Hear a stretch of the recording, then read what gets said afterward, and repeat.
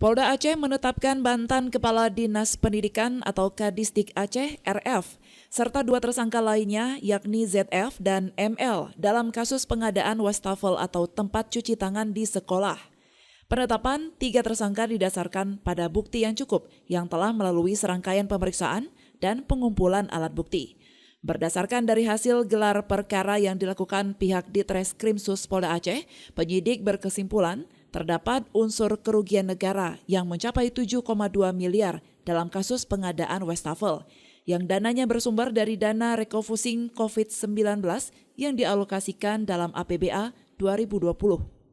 Direktur Reserse Kriminal Khusus Polda Aceh Kombes Pol Winardi mengatakan tiga tersangka ini merupakan pengguna anggaran berinisial RF, pejabat pelaksana teknis kegiatan atau PPTK inisial ZF, dan pejabat pengadaan berinisial ML.